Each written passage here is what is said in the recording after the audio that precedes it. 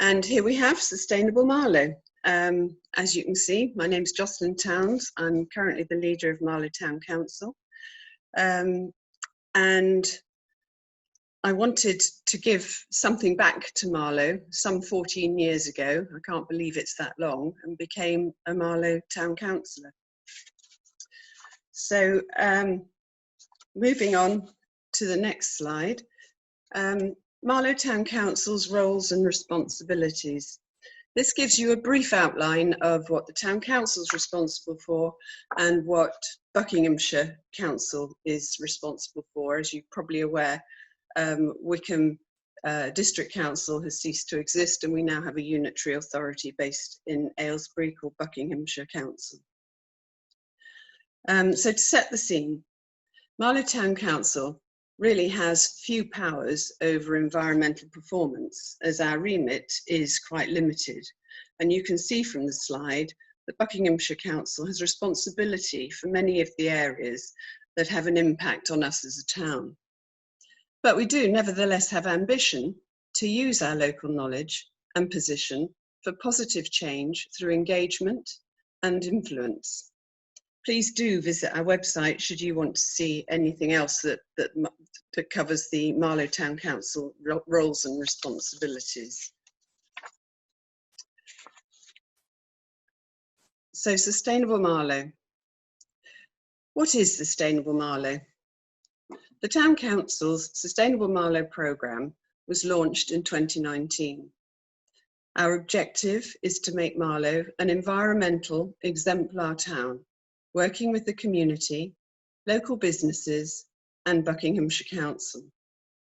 Our vision statement has recently been updated, which is to make Marlow the most attractive, vibrant and environmentally sustainable riverside town in the Thames Valley. We've also updated our Town Council environmental policy statement, and that can be found on the website. To drive our initiatives, we created the Environmental Advisory Group, which is made up of town councillors and environmental experts. And you can contact this team via the Sustainable Marlow email address. We have a number of projects underway, which I will detail on the next slide.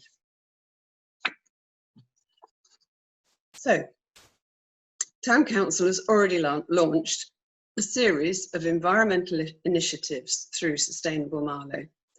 The first 4 listed here on this slide will be covered by separate talks during the Marlow CAN Opener webinar series. Relief featured last week, Refill, Eco Schools, Clean Air, all follow this presentation. We should be able to say more about that and share it when it's published, and that should be on the Sustainable Marlow website, which is upcoming. The Town Council's Wild Verges programme started as a trial this year, and we're aiming to expand it next year.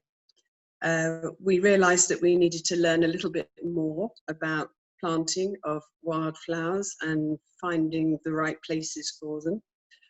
So we are researching that initiative to be able to deliver a more varied and more extensive wildflower offering next year, obviously with the right approvals in place. Climate change is, of course, the overarching global environmental challenge. So I'm going to talk about it in a little more detail on the next slide.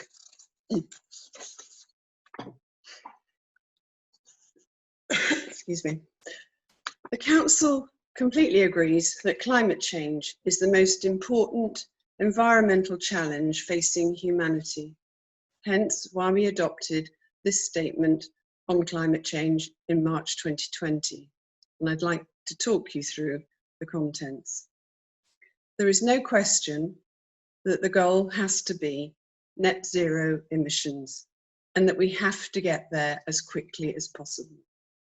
We know there's great debate on target dates for achieving net zero, but the Council has chosen not to align itself with a particular date because of its lack of powers, and also the real questions over the viability of any town cutting emissions on a hugely different trajectory from the country as a whole. Nevertheless, we agree that tough though the challenges are, every organisation, and indeed every individual in society, needs to play an active part in tackling climate change. And this statement is in the Town Council's initial contribution, on which we plan to build over time. The starting point for all actions on climate change must be to address one's own contribution. Therefore, the Council's first action point is to address and reduce its own emissions.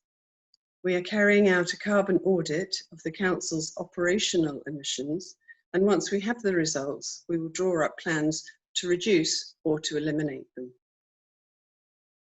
The Town Council is a small cog in a much larger local government network.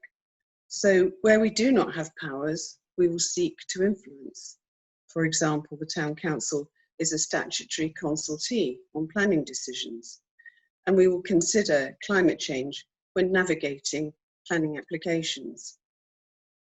We will also use the Council's platform as the main representative body for Marlow to reach out to the wider community on climate change issues. Developing the last point, the Town Council basically wants to play an active part in an expanding discussion across the community over how Marlow can both reduce and eventually eliminate its greenhouse gas emissions, and in how it can adapt to climate change.